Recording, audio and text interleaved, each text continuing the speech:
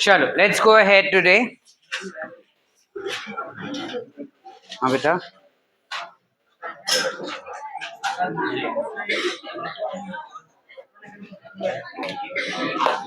चलो, last lecture we got ended understanding about centrioles and centrosome. Let's go ahead. Let's go ahead and understand about cilia and flagella. कि जो cilia और flagella होते हैं वो कैसे oriented होते हैं. दिख रहा है?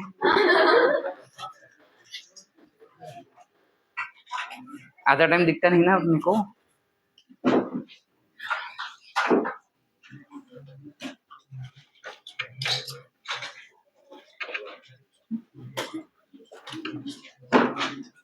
When we talk about cilia and flagella, ये बेसिकली ऐसे स्ट्रक्चर्स है जो मोटिलिटी के लिए हेल्प करता है. ये तो हमको पता ही है बेटा. ठीक है. तो इसमें जो सीलिया होते हैं, these are small, comparatively smaller in size and larger in quantity. ये साइज में छोटे होते हैं लेकिन क्वांटिटी में हमेशा ज्यादा होते हैं. जबकि जब हम फ्लैजेला का बात करें, flagella are large and small in quantity. ठीक है. सीलिया जो रहेंगे, अगर ये सेल हुआ तो सीलिया कुछ ऐसे छोटे छोटे स्ट्रक्चर्स हो सकते हैं, लेकिन फ्लैजेला काफी बड़ा होगा कुछ वैसा. And of course the quantity of flagella will be the quantity of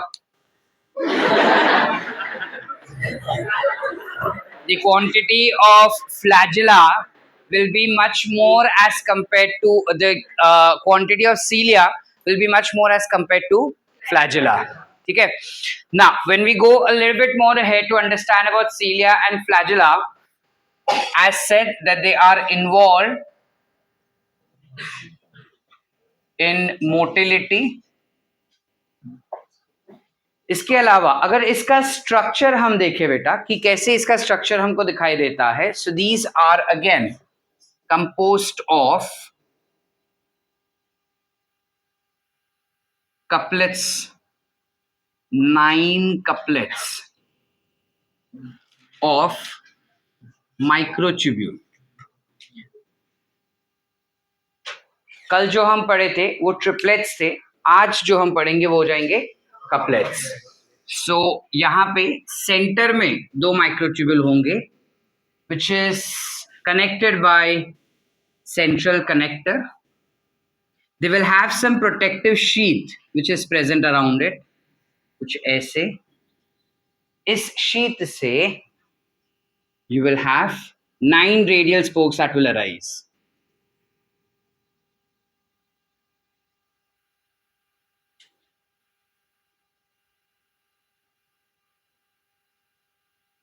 Are we clear?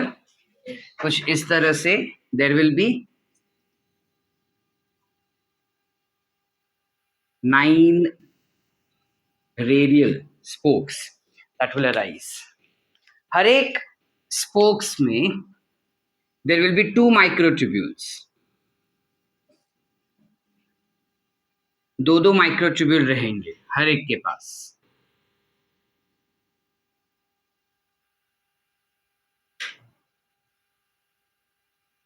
ठीक है. These microtubules will be labeled as A and B. So you have A and B, A and B, A and B.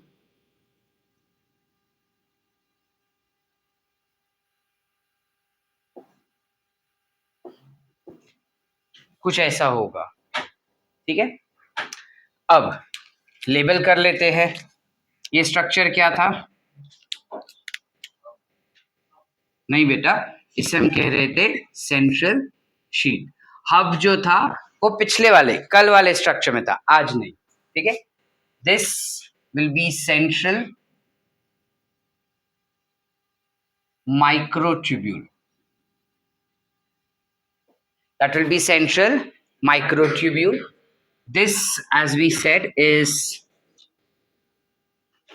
central connector. ठीक है. These are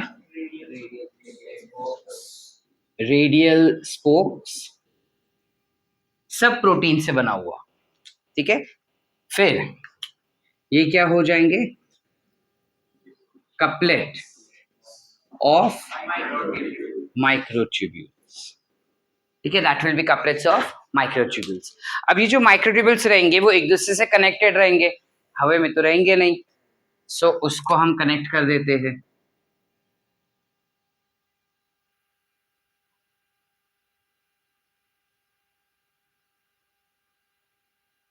ठीक है। This connector that we have, microtubule connector that we have, will be composed of a chemical called as nexin. Nexin नाम का एक protein होता है जिससे ये माइक्रोट्यूब्यूल्स कनेक्टेड रहेंगे, ठीक है। इसके अलावा हर एक माइक्रोट्यूब्यूल जो रहेंगे, स्पेसिफिकली बी वाला माइक्रोट्यूब्यूल, उनके ऊपर कुछ प्रोटीन्स अटैच्ड होंगे ऐसे। ये प्रोटीन्स क्यों अटैच्ड होते हैं, जो सीलिया और फ्लैजेला होता है बेटा, they are known for locomotion. So when they are performing locomotion वाला activity, उनके अंदर मूवमेंट होना चाहिए और उस मूवमेंट के लिए एनर्जी मिलना चाहिए, है कि नहीं। वो एनर्जी ये वाले प्रोटीन्स प्रोड्यूस करेंगे। सीलिया और flagella will be responsible for movement. ये जो मूवमेंट हो रहा है ना उनका, इस मूवमेंट के लिए एनर्जी चाहिए, ये एनर्जी उनको मिलता है इन प्रोटीन्स। ये प्रोटीन्स कौन से हैं sir, these proteins are called as dynein, we call it as dynein, also called as motor protein,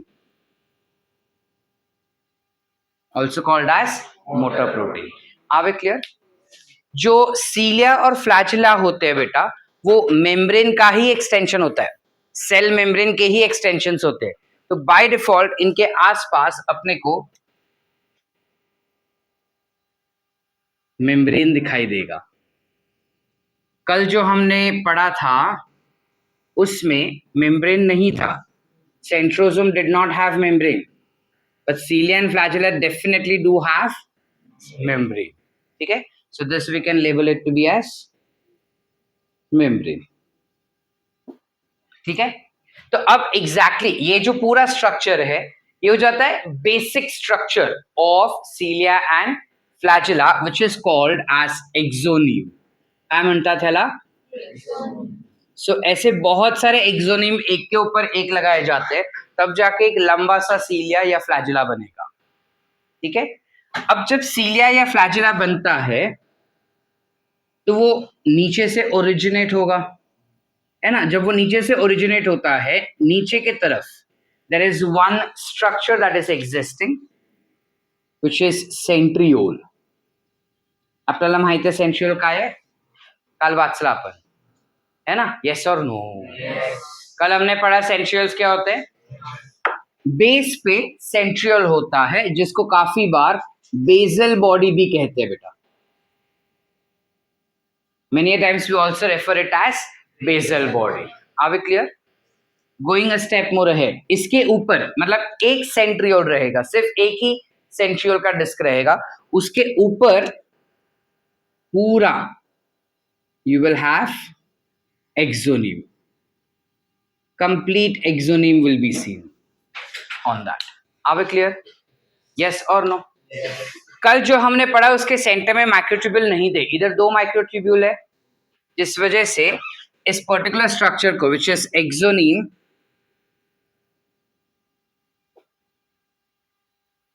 which is the basic structure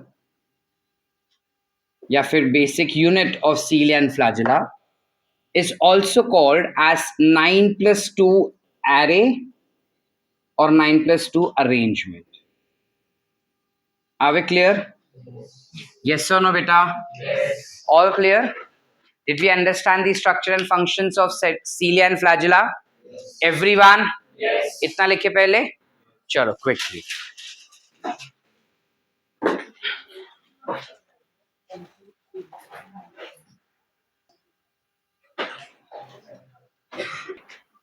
When we talk about next concept, NCERT में इस concept के बारे में काफी कम information दिया है, मतलब 2 line में दे हैव एंडेड, ठीक है, बट हम थोड़ा डिटेल में पढ़ेंगे बिकॉज दूसरे चैप्टर्स में भी इसके एप्लीकेशंस है, ठीक है ना। This concept that we are dealing up with is micro bodies, ठीक है। अब क्या होते हैं ये micro bodies? What are these micro bodies?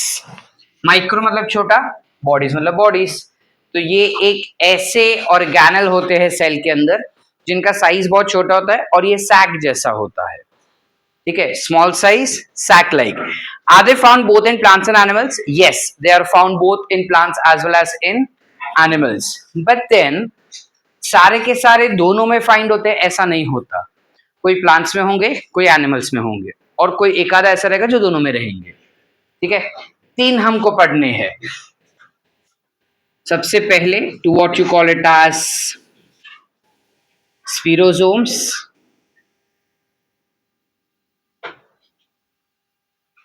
स्पिरोसोम्स basically एक ऐसा स्ट्रक्चर है which is responsible for synthesis of fatty acids. वो फैटी एसिड्स का सिंथेसिस भी करेगा और स्टोरेज भी करेगा, ठीक है बेटा।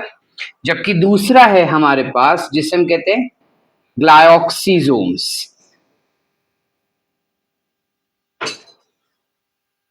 कौन से बेंच से इतना आवाज आ रहा है? When we talk about glyoxysomes, ग्लाइऑक्सीसोम्स इसी का एक्सटेंशन कह सकते हैं, जहां पे this is responsible for oxidation of fatty acids या फिर lipids. Why do we need that oxidation to take place? देखो बेटा, जब कभी भी हम कोई फैट्स खाते हैं, हमारे बॉडी के एंजाइम्स, भले ही लाइपेज एंजाइम सिक्रेट किया जाता है पैनक्रिया के द्वारा वगैरह, बट देन वो डायरेक्टली इन लिपिड्स को तोड़ नहीं पाता। उन लिपिड्स को पहले हमें ऑक्सीडाइज करना पड़ता है, फिर ही एंजाइम उनको रिकॉग्नाइज कर सकता है। अगर हमें उसे ऑक्सीडाइज करना होगा तो हमें बाइल जूस का जरूरत पड़ता है। You know what is bile juice? Liver से सिक्रेट होने वाला, वो बाइल जूस का जरूरत पड़ता है। और एक बार ऑक्सीडाइज हो गया उसके बाद हम उसको ब्रेक डाउन कर सकते हैं। But when we talk about unicellular organisms, unicellular organisms के पास बाइल जूस वगैरह तो होगा नहीं, वो सिर्फ लाइपेज बना पाएगा। उस लाइपेज को अगर किसी फैट्स को तोड़ना रहेगा तो डायरेक्टली वो तोड़ नहीं पाएगा, ऑक्सीडेशन चाहिए होगा। सो फॉर दैट रीजन ऊपर वाले ने हमारे यूकैरियोटिक सेल्स के अंदर भी एक मैकेनिज्म दिया है जहां पे वो फैट्स को ऑक्सीडाइज कर सके। समझ पा रहे हैं? ये बाउंसर गया। सो हमारे बॉडी में you have something called as glyoxysome which is responsible for oxidation of fatty acids. समझ पा रहे हैं? Yes or no? Yes. Once again or understood? नक्की जाऊया पुढे? क्लियर? Once again. ये ऐसे कार्बन चेन है, इस कार्बन चेन में डबल बॉन्ड जहां पे होता है उस डबल बॉन्ड को तोड़ के we will have to oxidise that particular chemical. जब हम इसको ऑक्सीडाइज कर लेते हैं उसके बाद लाइपेज एंजाइम इस स्ट्रक्चर को पहचान के इस फैटी एसिड्स को या लिपिड को आसानी से तोड़ सकता है। समझ पा रहे हैं? अब ये ऑक्सीडेशन के लिए हमारे पास 2 तरीके हैं। अगर इंटेस्टाइन में ये फैट्स पड़ा हुआ है तो bile juice will help us in doing that. लेकिन अगर सेल के अंदर गया ये चीज तो सेल के अंदर we have glyoxysomes to do that work. Are we clear? Cell के अंदर क्यों दिया है जब हमारे पास लिवर ऑलरेडी है? दैट्स फॉर यूनिसेल्यूलर यूकैरियोट्स, और यूकैरियोटिक सेल्स तो सबका सेम होगा, ठीक है। तीसरा माइक्रो बॉडी जो है दैट इज पेरोक्सीसोम। पेरोक्सीसोम्स क्या काम करते हैं sir? What is the use of पेरोक्सीसोम्स?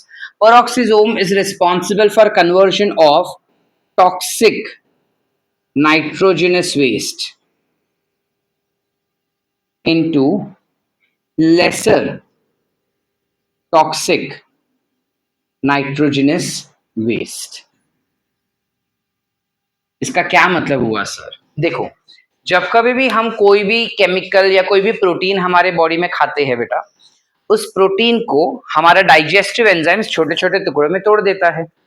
जब ये डाइजेस्टिव एंजाइम्स छोटे छोटे टुकड़ों में इस प्रोटीन को तोड़ता है, तब वो अमीनो ग्रुप बनाता है या अमोनिया बनाता है सबसे पहले। अब ये अमोनिया हमारे बॉडी के लिए बहुत ही ज्यादा टॉक्सिक है और ये नाइट्रोजनस है।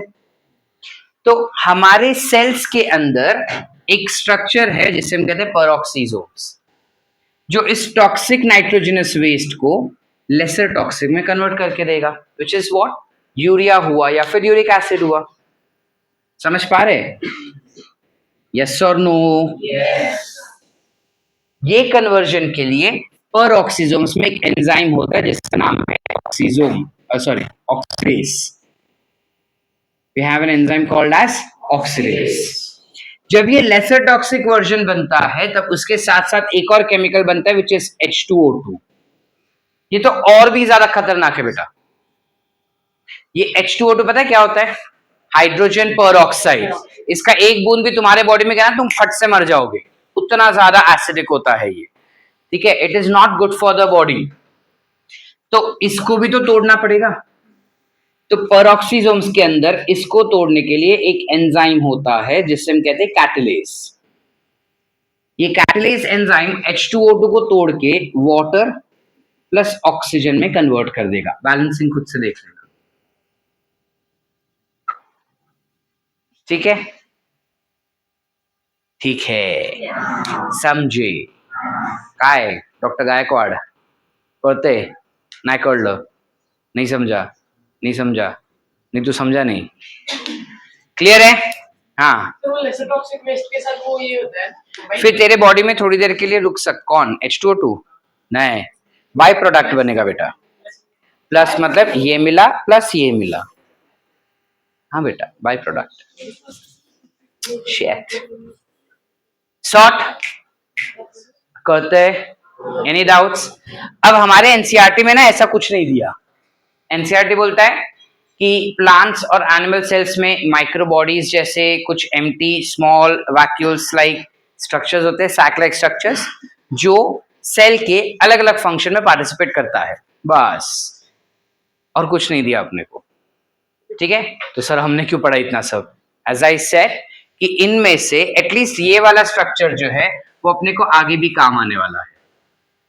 ठीक है, बाकी के दो नहीं, बट ये काम आने वाला है, इसलिए हमने करके रखा है इसको। ठीक है, टेस्ट के समय पे या फिर नीट के समय पे अगर हम इतना सब नहीं भी पढ़े, सिर्फ एनसीईआरटी पढ़ के गए तो भी चलेगा, because test will be completely NCERT and internal based. ठीक है, चले आगे, यहाँ तक क्लियर? चलो इतना लिख लो, फिर हम न्यूक्लियस पे जाते हैं। Let's not revise chapter now, हम चैप्टर कंप्लीट कर लेते हैं फिर हम रिवाइज कर लेंगे। हाँ, एनसीईआरटी भी रीड करना, एनसीईआरटी आना चाहिए ना पहले। Now, when we talk about our cells have something called as DNA, which is existing. Yes or no? जो DNA होता है वो हमारे न्यूक्लियस के अंदर प्रेजेंट रहेगा।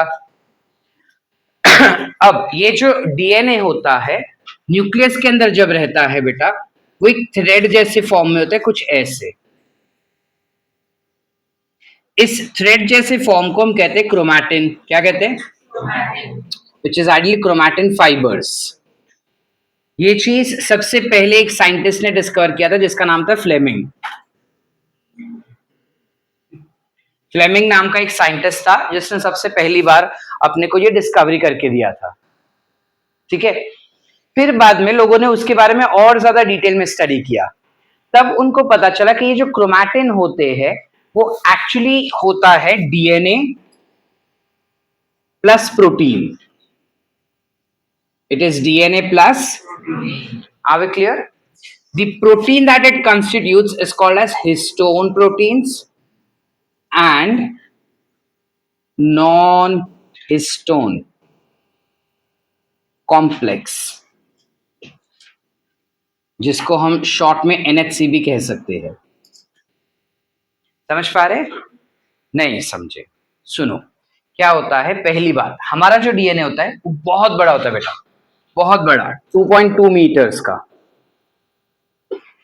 2.2 meters is the length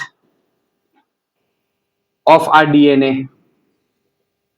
जो बहुत ही बड़ा हो गया। 2.2 मीटर्स मतलब ये हो गया 1 मीटर, फिर एक और 1 मीटर और फिर 0.2। तो इमेजिन करो ये बहुत बड़ा हो गया। तुम्हारा ये जो बेंच है ना उससे थोड़ा और एक्स्ट्रा, उतना बड़ा हमारा डीएनए होता है। अब ये इतना बड़ा डीएनए एक सेल के अंदर प्रेजेंट रहेगा, सेल के अंदर न्यूक्लियस में प्रेजेंट होगा और न्यूक्लियस के अंदर क्रोमोसोम्स में रहेगा।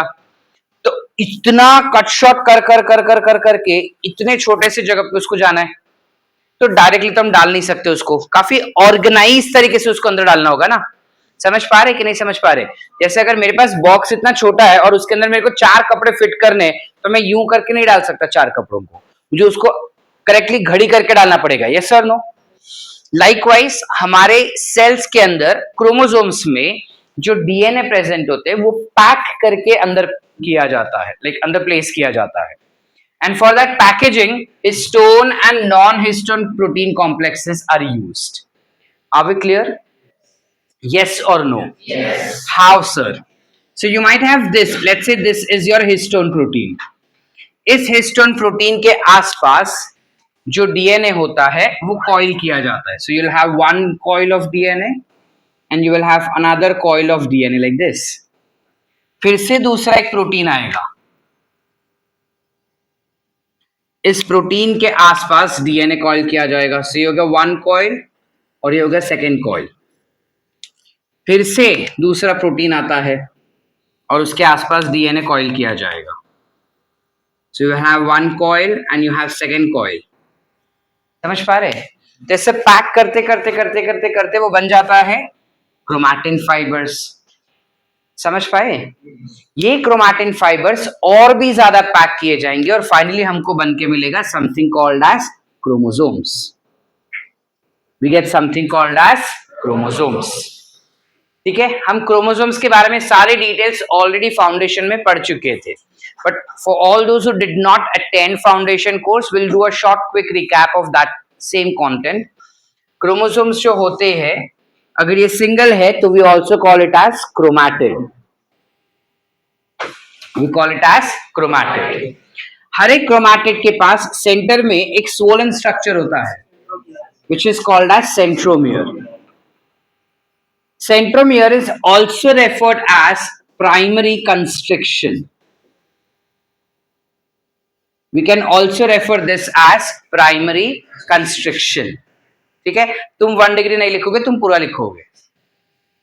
Called as primary constriction. इस क्रोमोसोम का ये जो आधा पार्ट है ना, हाफ, is called as क्रोमोनिमा या फिर क्रोमोनिमाटा। You call it as क्रोमोनिमा या फिर क्रोमोनिमाटा।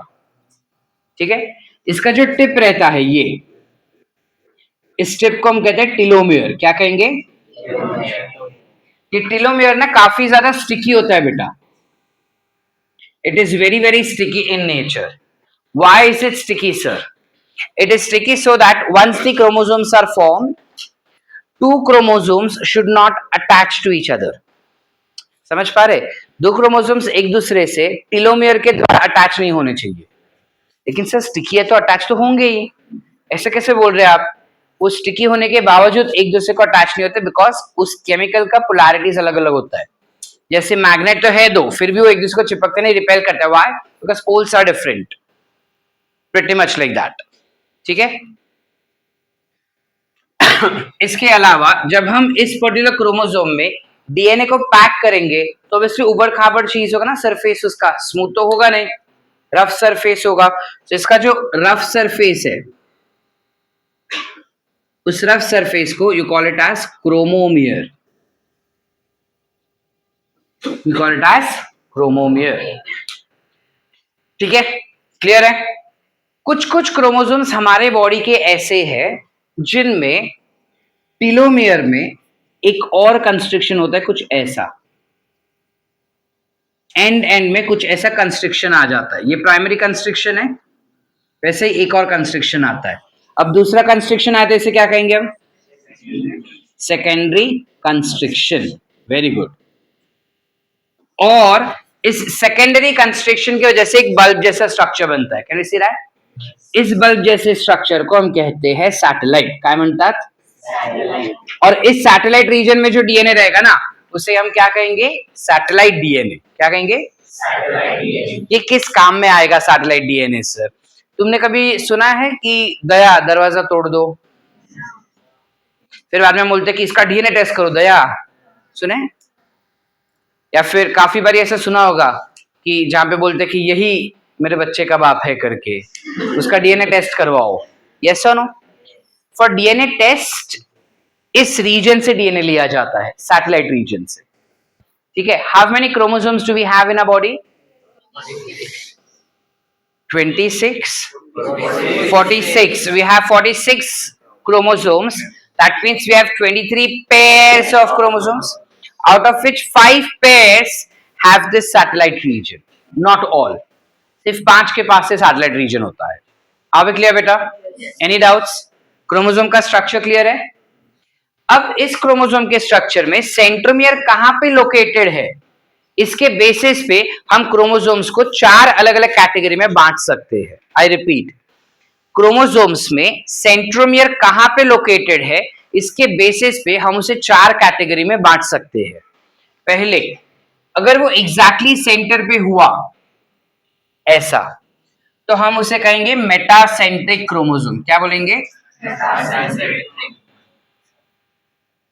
अब मेटासेंट्रिक क्रोमोसोम जब एनाफेज के दौरान खींचा जाएगा, when you pull this chromosome during anaphase, तो यहां से इसको खींच रहे, तो ये दोनों जूप करके पीछे आएंगे ना, ऐसे आएंगे ना बेटा। सो एनाफेज के दौरान मेटासेंट्रिक क्रोमोसोम वी शेप का दिखेगा अपने को। कौन से शेप का? समझ पाए? या फिर कोई क्रोमोसोम ऐसा हो सकता है जिसमें सेंट्रोमियर एग्जैक्टली सेंटर पे नहीं है बेटा, थोड़ा ऊपर या थोड़ा नीचे रहेगा। देख सकते हैं हम, है ना? इस टाइप के क्रोमोसोम को कहेंगे हम submetacentric. We call it as submetacentric. Submetacentric को अगर मैं यहां से खींचूं तो ये कुछ ऐसे दिखाई देगा। यस और no? This is what? L shape. It appears as L shape. Likewise, you can have chromosomes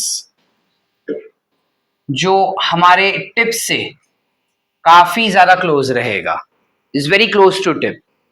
exactly tip पे नहीं है बट टिप के नजदीक रहेगा, तो इसे हम कहेंगे एक्रोसेंट्रिक। और एनाफेज में अगर इसको मैं खींचूं तो ये ऐसा कुछ दिखाई देगा। So this appears J shaped during anaphase. कुछ क्रोमोसोम ऐसे रहेंगे जिसका सेंट्रोमियर जो है वो टेलोमियर पे ही रहेगा। Centromere is at telomere tips पे, तो इस टाइप के क्रोमोसोम्स को we will call it as telocentric, which will appear rod shape या फिर I shaped। It appears rod shape या फिर I shape during which phase of mitosis? Anaphase. Mitosis के सारे फेसेस 10th में पढ़ चुके हैं, ठीक है? तो I don't expect you all to be clueless. नहीं पढ़ा जाए, मैंने फाउंडेशन में पढ़ा था और तू फाउंडेशन में बैठा था। My fault not, then that is हाँ।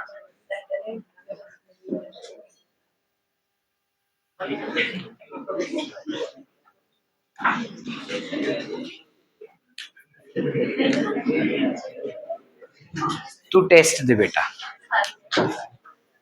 720 से 1 मार्क्स भी कम है ना तेरे को। क्लियर है? चले आगे। यस और नो? यहां तक क्लियर है? अब एक क्वेश्चन आता है कि सेल साइकिल के दौरान जब हम माइक्रोस्कोप में सेल्स को ऑब्जर्व करते हैं तो कौन से फेस में अपने को सेल जो है क्रोमोसोम जो है वो क्लियरली दिखाई देगा? तो 90% मैक्सिमम परसेंट ऑफ टाइम जो क्रोमोसोम्स होते हैं वो हमेशा हमको दिखाई नहीं देते, यानी 90% ऑफ टाइम क्रोमोसोम्स हमको दिखाई नहीं देते। डीएनए कुछ ऐसे फॉर्म में रहेगा, which is what, chromatin fibre के फॉर्म में, because cell is active, so it is synthesising protein. तो हमने ऑलरेडी पढ़ चुके हैं कि अगर डीएनए है तो डीएनए से एमआरएनए बनेगा और उससे प्रोटीन बन रहा है कि नहीं। तो अगर एमआरएनए बनता है तो डीएनए खुला होना चाहिए ना, बांध के थोड़ी रखेंगे, जो कपड़ा पहनने का उसको घड़ी करके थोड़ी अंदर रखेंगे, बाहर रेडी रखेंगे ना। बस कुछ वैसा बात है कि डीएनए का कॉन्स्टेंटली काम हो रहा है या यूटिलाइज कर रहे हैं उसको, तो हम उसे पैक नहीं करेंगे, पैक नहीं करें मतलब खुला रख रहे। तो मेजॉरिटी ऑफ द टाइम हमारा सेल्स काम करते रहता है, इस वजह से हमें सेल्स के अंदर डीएनए हमेशा क्रोमैटिन फाइबर फॉर्म में दिखता है। जब सेल्स डिवाइड होना होता है सिर्फ उस समय पे क्रोमोसोम्स बनते हैं, समझ पा रहे हैं? Only when the cell has to divide is the time that DNA is packed into chromosomes. Otherwise, DNA will always be found in a fibrous form, which is chromatin fiber के form में. Are we clear? Yes or no, बेटा? Yes. चले आगे. Doctor Aryan, समझा? तुझे क्या लगा, नाम भूल गया? चले आगे. अब तो उस हिसाब से सेल कब हमको क्रोमोसोम का स्ट्रक्चर दिखाएगा सर? जब सेल मेटाफेज में जाता है ना बेटा, तब हमें वो ये स्ट्रक्चर काफी क्लियरली दिखता है या दिखाई देगा। नहीं समझे? जब सेल मेटाफेज में जाता है या cell is performing mitosis, and during that mitosis if you observe this cell during metaphase, you can see structure of chromosomes very clearly. Are we sorted? Yes. Any doubts? No. याद रहेगा। अब ना हमें दो अलग अलग क्वेश्चंस आ सकते हैं। एक, the structure of chromosomes can be best seen at mitosis, metaphase, anaphase, telophase या prophase। क्या लिखेंगे हम? Shape of chromosome is best seen in anaphase. याद रखना ये चीज। अगर हमको पूछा है शेप्स ऑफ क्रोमोसोम, तो वो इसका बात कर रहा है बेटा। अगर वो स्ट्रक्चर ऑफ क्रोमोसोम बोल रहा है तो वो इसका बात कर रहा है। क्लियर है यहां तक? लिखे पूरा? चलो क्विकली।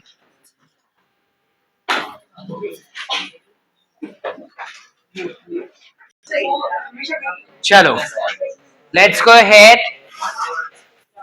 हमारे यहाँ पे जो अपने को क्रोमैटिन फाइबर्स का बात कर रहे हैं बेटा, न्यूक्लियस के अंदर दो तरीके के क्रोमैटिन फाइबर्स होते हैं, बेस्ड ऑन कि वो कैसे ऑर्गेनाइज्ड है या कौन सा डीएनए उसके पास प्रेजेंट रहेगा, उसके बेसिस पे दो टाइप के क्रोमैटिन्स होते हैं। अगेन दिस इज समथिंग जो हम फाउंडेशन के समय पे सारा सब कुछ कर चुके हैं बेटा।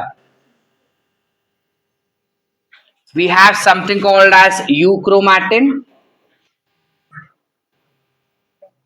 and something called as heterochromatin.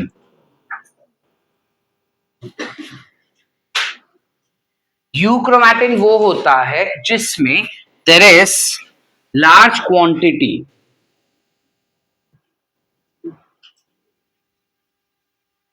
of genetic DNA, whereas over here there will be large quantity of non-genetic DNA। इसका क्या मतलब हुआ सर? यानी कि हमारा जो पूरा डीएनए है 2.2 मीटर्स, उस पूरे डीएनए को 46 छोटे छोटे टुकड़ों में तोड़ा गया है और तोड़ तोड़ के उनके फाइबर्स बने हैं। उन फाइबर्स को पैक किया है to form something called as chromatin fibres. जब वो टुकड़े तोड़े ना बेटा, उन टुकड़ों में काफी बारी, या फिर अगर मैं पूरा गिनूं पूरा डीएनए, उसका सिर्फ 2% DNA has some genetic material, meaning there is only 2% which codes for some protein. बाकी का 98% जंक डीएनए है जो हमारे बॉडी में या हमारे सेल में कोई प्रोटीन बनाता ही नहीं। समझे कि नहीं समझे? अगर ये पूरा डीएनए है ऐसा, तो डीएनए का खाली इतना पार्ट जो है वो प्रोटीन बनाने में इस्तेमाल किया जाता है। बाकी ये पूरा डीएनए जो है वो वेस्ट है, कुछ काम नहीं करता। ये डीएनए कुछ काम नहीं करता हमारे सेल्स में। तो क्यों है सर? अब ऊपर वाले ने दिया है तो रख लो, ठीक है।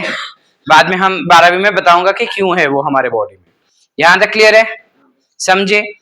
तो जब हम यूक्रोमैटिन का बात करते हैं, यूक्रोमैटिन में ये वाले पार्ट में से डीएनए ज्यादा रहता है, जिस वजह से हम कह रहे हैं कि जेनेटिक मटेरियल का क्वांटिटी ज्यादा रहेगा, जबकि यहाँ पे ये वाले पार्ट का कॉमन कंट्रीब्यूशन ज्यादा रहेगा। हेटेरोक्रोमैटिन में नॉन जेनेटिक डीएनए मतलब जंक डीएनए, वेस्ट डीएनए ज्यादा रहेगा और इसमें यूजफुल डीएनए ज्यादा रहेंगे, ठीक है। जिस वजह से ये हिस्टोन से लूजली बाउंड होता है।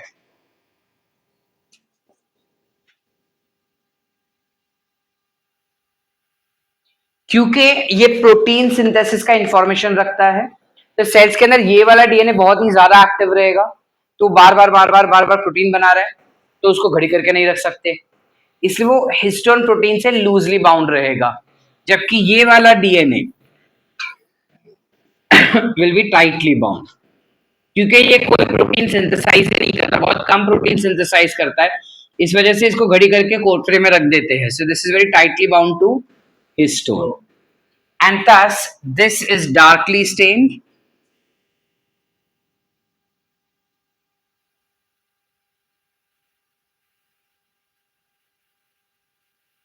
whereas this is lightly, sorry, ulta, this will be lightly stained and this will be darkly stained. Are we clear? Yes or no? Yes. Everyone? Yes. इस तरीके से डीएनए को स्टेन करने के लिए कौन सा स्टेन का इस्तेमाल किया जा सकता है? So you have something called as Fulgen stain. ये एक्स्ट्रा इंफॉर्मेशन है, नहीं भी याद रहा तो चलेगा। फ्यूलजेन स्टेन नाम का एक स्टेन होता है जिसका इस्तेमाल किया जाता है डीएनए को स्टेन करने के लिए। फ्यूलजेन क्या होता है सर? साइंटिस्ट का नाम है जिसने स्टेन को बनाया था, ठीक है, ठीक है, समझ पाए? अब ये क्रोमैटिन फाइबर्स, ये क्रोमोसोम्स, सारा सब चीज कहाँ पे रहेगा? न्यूक्लियस के अंदर। So we're supposed to go ahead and understand the structure of nucleus and how exactly it is oriented. But that is a little bit more important topic because उस पे काफी questions फ्रेम किए जा सकते हैं, तो वो हम कल पकड़ेंगे, वो हम आज नहीं छुएंगे, ठीक है। So tomorrow we will end with this chapter completely. Also we will go ahead and revise prokaryotic cell वाला concept वापस से, ठीक है, for all those who have missed and all those who still did not understand and wanted one more. Clear? चले आगे। Plus कल तुमको internals दे चुके हैं, सबको इंटरनल एमसीक्यूज मिले, सो हम कोशिश करेंगे कि वो इंटरनल एमसीक्यूज सॉल्व करके बैठे, जितना हो सका उतना सॉल्व करो, ठीक है। कल अगर टाइम मिला तो हम उसको डिस्कस करेंगे, otherwise by tomorrow 99% projector will start, so will go ahead and read this entire chapter from NCERT, ठीक है। चलो लिख लो ये चीज।